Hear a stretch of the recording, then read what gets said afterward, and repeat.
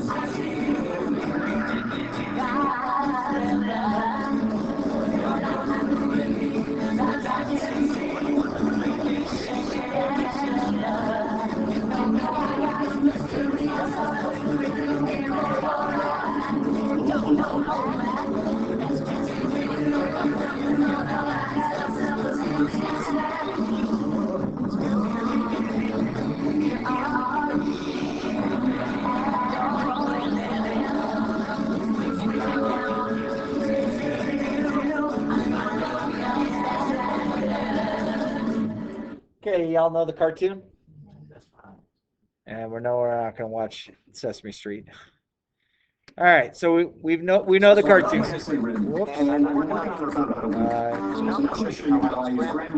No, we're not going to see how we use Grammarly. So we're going to talk about fair estate division. So unfortunately, the creator, everyone knows the cartoon Scooby-Doo, yes? Okay.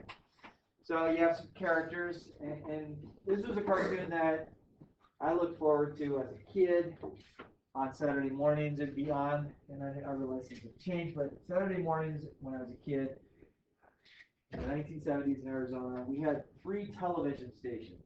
Cable TV and Dish and all those things were not available. We had 3 TV stations. We had PBS, KPHO TV5 Phoenix, and we had NBC. CBS and ABC weren't there. Okay? So basically, I mean, just think about if you were limited to 3 television stations, that was my upbringing. No, feel bad for me. This is basically the same for most of your parents. Cable TV in Arizona came into the picture in about 1982, and that changed a whole lot of things, which was fine. But what we're going to do in this scenario is let's talk about this. This kind of goes here. So let's say you had a slice of pizza left. One piece of pizza left, and it's you and your best friend. And you and your best friend both want this piece of pizza. What would be the most fair way for you and your friend to have an equal portion of this pizza? And things that you have to your availability, you have 2 plates, the pizza sitting in the box, and you have a pizza cutter. What do you think? Cut it right down the middle. Cut it right down the middle. Okay. So I'm going to cut this right down the middle. I'm going to cut it right here, and I'm going to take this big piece, and you get the little. Seemed like the middle to me, right? No. Okay. And if you're sharing with a brother or sister, you would probably, if you were the older sibling, you would probably say, cut it, and oh, you're going to get a little bit of the crust, and I get the rest of the yum yum. Okay? So there's a way that you can divide a piece of pizza between two people and make it equal. And if it's only the two of you in the room, you don't have a third party that doesn't want pizza, there is a fair way to do it. And the fair way to cut a piece of pizza into two equal parts is you have one person cut the slice of pizza, but the person who did not cut the slice of pizza gets to choose the slice they want. So if you knew that, if you knew that you equally both wanted this, and there was a pizza place in Arizona called Gus's. And Gus's had the biggest pizza, and I've seen bigger than that, but back in the 70s and 80s, you went to Gus's and you got their double extra large pizza. There wasn't a car in society that was large enough to put the pizza box in it. Basically, the pizza box came to you, and it was almost 4 feet wide and 4 feet long. And they bring the pizza. It was great. When you're in college, you ordered pizza. You would hopefully be on a first floor apartment, so you could just bring pizza box in through the balcony, through the sliding glass door, because that opened up wide enough. Your regular door like this was not wide enough to take in the pizza box without turning the pizza sideways, and then it kind of mushes onto itself. But you get these slices of pizza, and it was like this. You're holding it like this. It was beautiful. I loved it. But if you have one person will cut the slice, and then the other person gets to select the slice they want. That's really the only way you can guarantee a fair division of a piece of pizza. And you're like, what does that have to do with Scooby-Doo? Well, nothing. So, these are the characters in Scooby-Doo. We have Scooby, Shaggy, Velma, Daphne, and Fred. And they get to inherit the TV show items. Okay? Let's say the writer of Scooby-Doo has away. Let's pretend that these characters are real people. I know they're not, but let's just pretend. Okay? Sorry, I don't include Scrappy. I think Scrappy ruined the whole thing. I like the original Scooby-Doo. Okay? Turn it on in the morning, you got Scrappy, and you're like, oh, I like this. So, there are a few items that are up for these 5 individuals, Scooby, Shaggy, Velma, Daphne, and Fred. Well, the Mystery Machine van is up. Okay, person passed away and said, Scooby, Shaggy, Velma, Daphne, and Fred get to divide the Mystery Machine van. They get to divide the Haunted Mansion. They get to divide a lifetime supply of Scooby snacks. And there's also another $1 million that they get to divide amongst the 5 of them. Okay? Now, the person who passed away in their will did not designate any particular item to any particular individual. They just said, hey, divide up the estate. These are a part of the estate plus the $1 million. Okay? Well, $1 million is pretty easy to divide up equally. Agree? With 5 people, everyone gets $200,000. Well, great. So there shouldn't be a debate on the money. But the Haunted Mansion, the Mystery Machine, and the lifetime supply of Scooby snacks, that's kind of that. So the Scooby snacks has to go to one person. We can't divide those equally amongst everybody. The person who gets the lifetime supply of Scooby snacks might get to share. So with me on this adventure? Okay, so we have to start determining how we're going to do this. So what they're going to do is the attorney who deals with the estate of Scooby-Doo is going to take each individual away from everybody else and have a conversation with that individual. So they pick Scooby first. Okay? And Scooby, in my best thing, is no, I didn't get it. Okay. So Scooby tells the attorney that's in charge of the estate, they're all explained, hey, you need to come and you need to bid on what you think these items are worth. How much do you really want those items? and Scooby gets picked first. So Scooby says that he thinks the mansion is $100,000. The van is worth $1,000. The snacks are worth $1,000.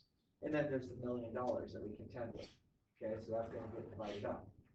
The lawyer says thank you to Scooby and says, will you please send Shaggy in to talk with us? So Shaggy comes in. It's just the attorney and Shaggy. Scooby is told by the attorney, please do not disclose what we discussed in here with anybody outside. Okay. So Shaggy comes in and says, okay, Shaggy, how much do you think the mansion's worth? Now, Shaggy's not able to see what Scooby felt the mansion's worth. So Shaggy says, that mansion's $375,000. How about the van? The van, I think, is worth $2,000. What about the snacks? I think the snacks are worth $500. And then you also know we're going to probably divide up this $1 million somehow. Thank you very much, Shaggy. Go back outside. When you send in Velma, please do not discuss anything we discussed in here with anybody, even if they've already come in. Okay. Here comes Velma. Velma comes in and she said, hey, how much do you think this haunted mansion is worth? I think it's worth $350,000. How much the van? I think it's worth $3,000. Scooby snacks, I don't like them. Nothing. And there's also this $1 million. Okay.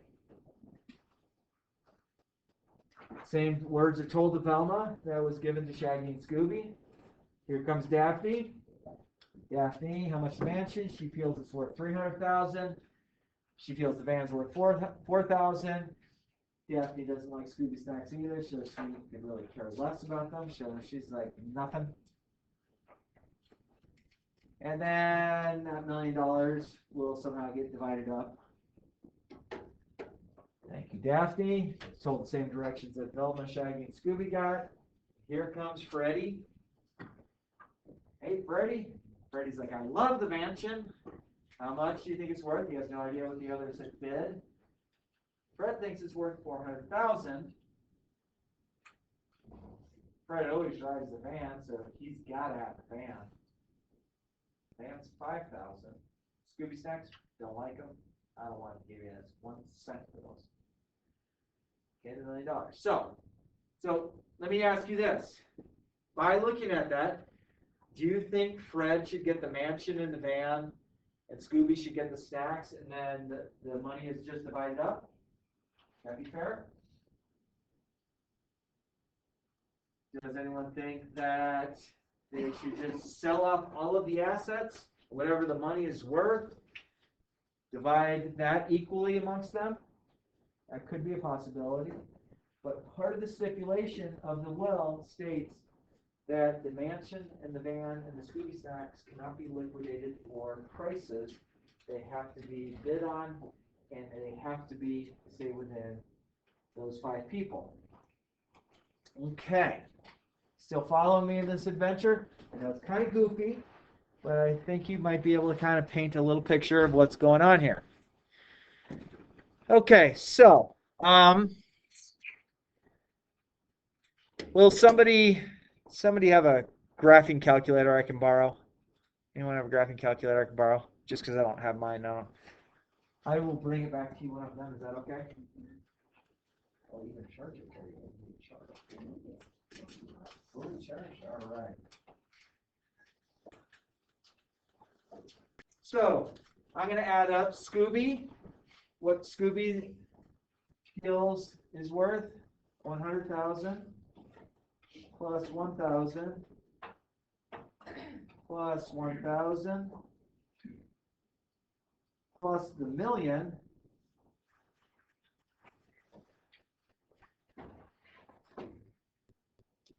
So Scooby feels that the entire estate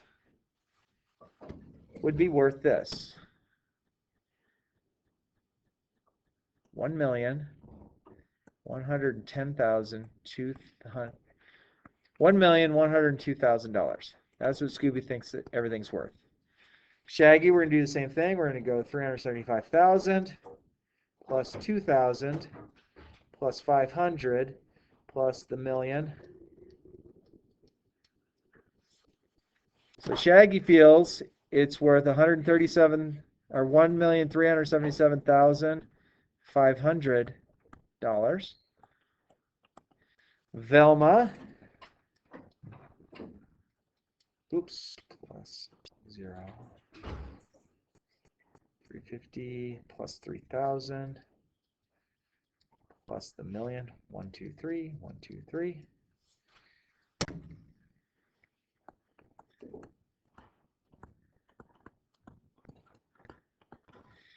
Daphne, 300,000 plus 4,000 plus a million.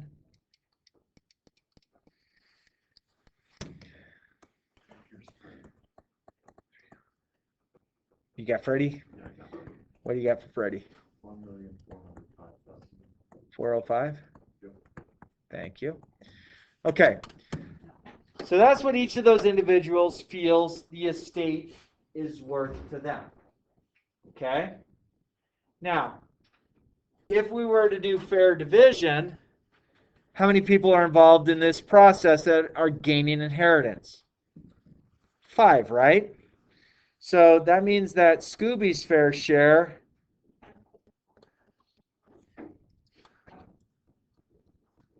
divided by 5 is 220,000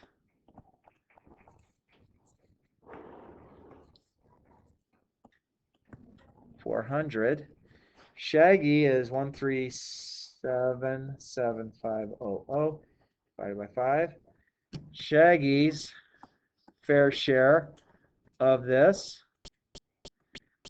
is $275,500. Velma, 135,300 divided by 5. Velma is looking at 270,600. Daphne, 130,400 divided by 5. 260,800. And Fred, 405,000. Oops, divided by 5 is $281,000. Now, Fred thinks it's worth the most. So should Fred get everything? No, that's not fair. We have this $1 million that's going to get divided up a little bit. So, things that we need to know. Things that we need to know. Fred bid the most on the house. So Fred's going to get the house. Now, before you say, hey, but that's not fair, hang on. Fred gets the house. What did Fred also win? The van. And Scooby gets the snacks. Okay? Now, the estate itself, as far as money value, actual money, if we add up all 5 of those, we're going to get to above $1 million. So Fred is going to deduct $405,000 from that. Scooby is going to deduct 1,000 from that. Okay, so Scooby is at $219,400. If I go 1,000 minus the 220, Fred minus 405,000. Fred is going to have to give $124,000 of his own money, and then the rest get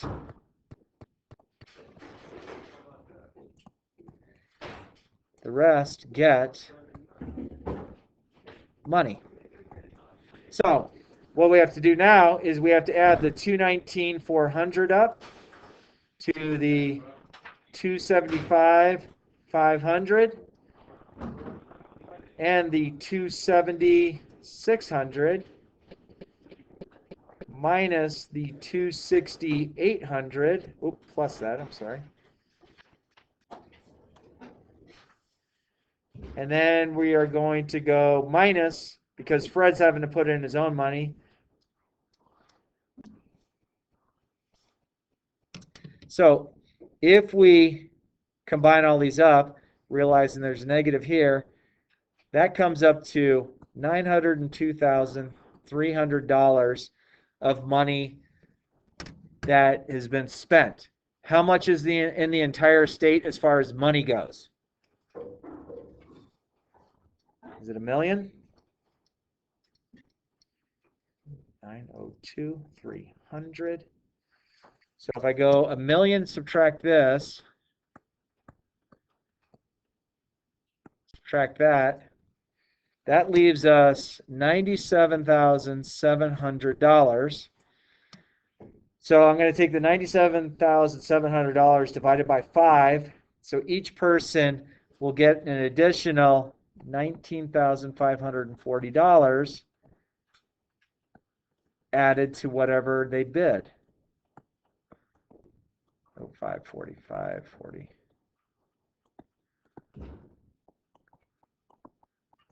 So is Fred still paying money out of his pocket? Yeah, he owes $124,000 so he can get the van and the mansion. But the nice thing is, because of how the bidding took place, 124,000, subtract the $19,590. So Freddie still needs to pay $104,410. So Freddie is going to get the mansion and Freddie's going to get the van, but Freddie has to dig into his own pocket and give the estate the $104,410. So we can do the math right. That means that Scooby, getting the Scooby snacks, also gets $219,400 plus the $19,540. So Scooby is busting out with this kind of money and the lifetime supply of Scooby snacks. Shaggy is getting $195,540 plus the $275,500. So Shaggy is walking away from the deal with $295,040. Okay, it's cash money. That's not bad. Velma is doing $270,600 plus $19,580. So Velma is getting $290,180. And Daphne, $260,800 plus $19,540. $280,340. Okay, so some people might say, well, that's not fair because some people are getting a different cash denomination. We have these three people. We have Shaggy, Velma, and Daphne that are getting cash money. Shaggy's getting the most cash money because Shaggy took a gamble putting the house at $375,000. If you look at Scooby, yeah, felt the Scooby snacks worth $1,000. Wins the Scooby snacks for life, but only gets $238,940. You know, is Fred happy that he got the mansion and the van? Yeah. And then here's your bill. This is what you owe. So Fred has to drop $104,410, but gets the mansion and gets the van. There's no positive return for Freddie, but he's getting information. And this is exactly how, you know, and yes, there's other parameters that go in place with fair division, but this is how you could break up this particular estate.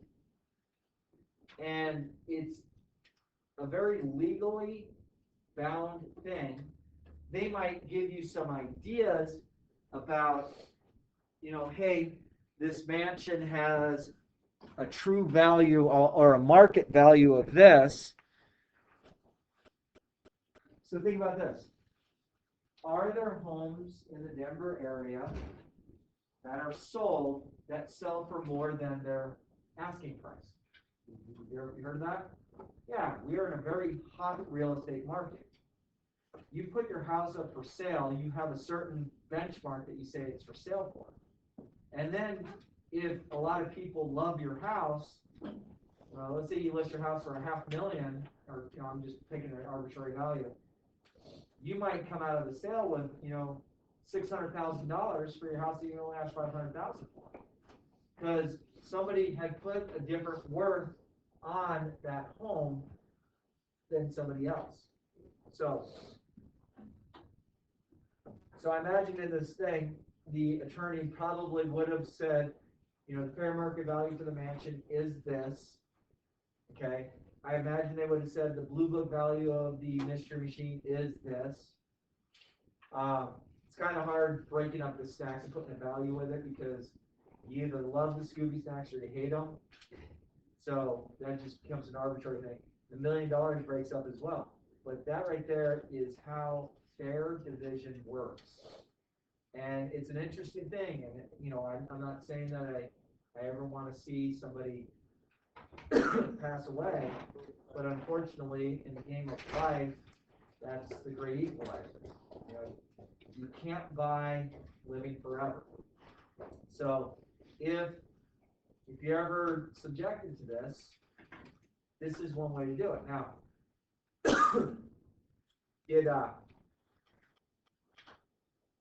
did Freddie get a little overzealous on his bidding? Perhaps. Okay? But the other people were taking kind of a gamble. I think Scooby was an idiot in this case, if Scooby was a real person, because Scooby completely lowballed and wound up getting a significant less amount of money, though got a lifetime supply of Scooby snacks. He won. Yeah, he won the Scooby snacks, but only got $238,000. What's a dog going to do with money, though? I know. We're acting like the dog's real. We're acting like he's a real person. Shaggy came out on top as far as the money goes. Now, this is going to create some animosity amongst the people who are bidding. Okay? Velma and Daphne might feel like they're a little shorted, especially when they see Shaggy walking away with, about $5,000 more than Velma and about $15,000 more than Daphne. So there are definitely things that they would help guide you on, but there's definitely things that you would maybe have to say, hey, this is what takes place. So it's kind of a unique experience. I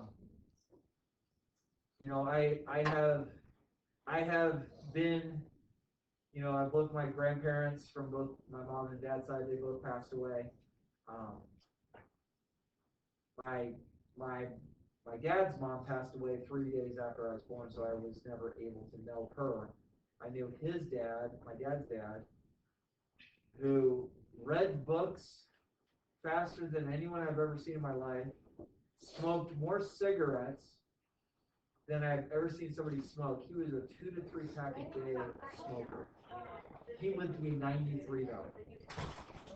So, he couldn't walk from me to the desk without stopping 5 times to take a breath, but he was what it was.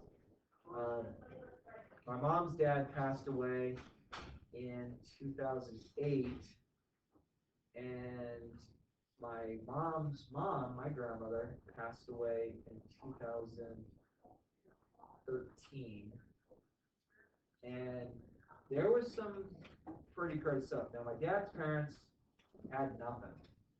Basically, the inheritance was between my dad and his brothers and sisters and his half brothers and half sisters. I don't think anyone got anything. When my grandmother from my mom's side passed away, because she was the heir to the estate once my grandfather passed, my mom and her youngest brother got $20,000. I didn't get anything, and I wasn't expecting anything. And then my Uncle Joel, who's my mom's younger brother by 18 months, was a real sneaky individual. And he actually, prior to my grandmother dying, manipulated the will to where he got the $500,000 estate. That's what my cousin did, a retailer. Yeah, I can't stand my Uncle Joel. And I can't stand his wife. I can't stand his kids. I can't stand his grandkids. I hate him. I hate him because, like, dude, the $500,000 was it really worth lighting up your family, your extended family? Well, maybe. But the family had gotten along, and you know, some of the stuff went to attorneys, and the attorneys like, no, this is what the will, this is what, you know, Alice Zimmerman, my grandmother, had signed off on. But I'm pretty sure she didn't sign off on it saying she was probably manipulated somehow, where my uncle, who's always been a pretty shady character, he's well off. He has a beautiful home in Redondo Beach, California that sits on the beach. It's about a 6,000 square foot home. So he's doing just fine. And I'm not saying that everyone else in the family's not, but it's like, I'm pretty sure how this conversation went with my grandmother was, if you leave it all to me, I can assure you that I will get the money out appropriately to everybody. And the only reason my mom and her youngest brother got money was there was a life insurance policy for $60,000 that my Uncle Joel got on top of the $500,000, my mom got, and my Uncle Jeff got. So, you know, this kind of stuff will tear apart families like no other, but it is the reality of how things take place. My last conversation with my grandmother, she passed away in October, but she used to come and see us and stay with us for 2 weeks over 4th of July each summer. And my grandma loved the fact that I love to garden. I grow fruits and vegetables and flowers. I love it. I'm actually looking at taking care of bees as well. I love it. It's just something that my grandmother used to love the fact, and she would talk to me about, you know, she knew her time was coming. And I would tell my grandma, because I'm not that person, you know, the time that she spends with us and spends with me is worth more than any monetary value. I mean, I really feel the time I spend with people is greater. And I'm not a sneaky, conniving person, but that's fair division. I hope you like that. Discard the annotations, and let's go back to this, and let's go back to this, and